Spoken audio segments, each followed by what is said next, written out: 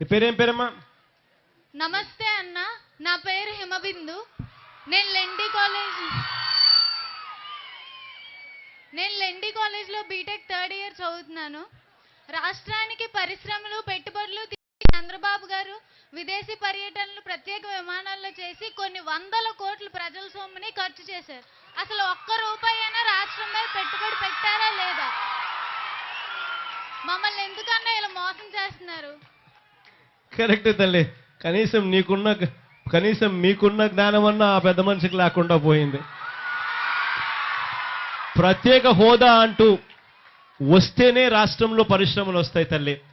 చంద్రబాబు నాయుడు గారు విదేశాల్లోకి వెళ్ళి అక్కడ చైనాలోనో అక్కడ జపాన్లోనో లేకపోతే అక్కడ స్విట్జర్లాండ్లోనూ చంద్రబాబు నాయుడు గారు మైకు పట్టుకొని తనకు వచ్చిరాని ఇంగ్లీష్తో తను మాట్లాడితే ఎటువంటి పెట్టుబడులు రావు తల్లి. పెట్టుబడులు రావాలి అని అంటే అది చంద్రబాబు నాయుడు గారి సుందర ముఖార విందాన్ని చూసి రావు తల్లి. పెట్టుబడులు రావాలి అని అంటే చంద్రబాబు నాయుడు గారి ముఖాన్ని చూసో జగన్ ముఖాన్ని చూసో రావు తల్లి. పెట్టుబడులు రావాలి అని అంటే దానికి ప్రత్యేక హోదా అంటూ వచ్చి ఆ ప్రత్యేక హోదా వల్ల ప్రత్యేక హోదా వల్ల 100% ఇన్కమ్ ట్యాక్స్ కట్టాల్సిన పని లేదు, 100% జీఎస్టీ కట్టాల్సిన జీఎస్టీ ఎగ్జంప్షన్స్ మీకు ఉంటాయి, 100% మీకు ఫ్లైట్ సబ్సిడీలు మీకు ఉంటాయి అని ఇటువంటి ప్రత్యేక హోదాతో మాత్రమే వచ్చే ఇటువంటి ఇన్సెంటివ్స్ ఇస్తేనే ప్రత్యేక హోదాతో ఇటువంటి ఇన్సెంటివ్స్ ఇస్తేనే ప్రత్యేక హోదా ఇస్తేనే రాష్ట్రానికి ఏదైనా పెట్టుబడులు వస్తాయి తల్లి. చంద్రబాబు నాయుడు గారు స్పెషల్ ఫ్లైట్స్లో చార్టెడ్ ఫ్లైట్స్లో వందల కోట్ల రూపాయలు ఖర్చు పెట్టి ఈ మాదిరిగా విదేశీ పర్యటనలకు పోయి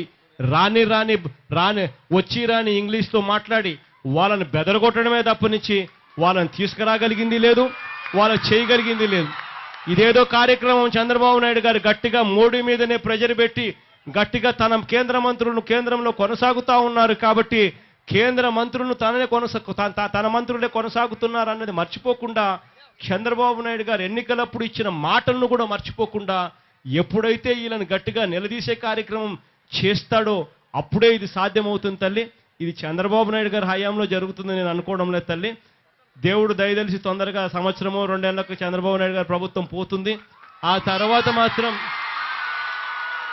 తర్వాత మాత్రం ఖచ్చితంగా కేంద్రంలో ప్రభుత్వం ఎవరైనా ఏర్పాటు చేయాలి అని అంటే ప్రత్యేక హోదా ఇస్తేనే మేము మద్దతు ఇస్తాము అని చెప్పి మన నోట్లో నుంచి ఎప్పుడైతే వస్తుందో అప్పుడు ఆ పరిస్థితులు వచ్చినప్పుడే ప్రత్యేక హోదా అన్నది సాధ్యమవుతుంది తల్లి. దానికోసం అందరం కలిసికట్టుగా గట్టిగా పోరాడదాం. ఈ పోరాటం ఇంతటితో ఆగిపోతల్లి. ఈ ఎన్నికలకు వెళ్ళేసరికి ఈ పోరాటం ప్రత్యేక హోదా అన్నది ఇస్తాము అని మైకులు పట్టుకొని చెప్తేనే ఈ నేషనల్ పార్టీస్ మీటింగులు పెట్టే పరిస్థితిలోకి తీసుకొని పోవాలి. అప్పుడే వీళ్ళంతా కూడా కదిలి అప్పుడే ప్రత్యేక హోదా అన్నది మనకు సాధ్యమవుతుందమ్మా. గట్టిగా పోరాడదాం తల్లి.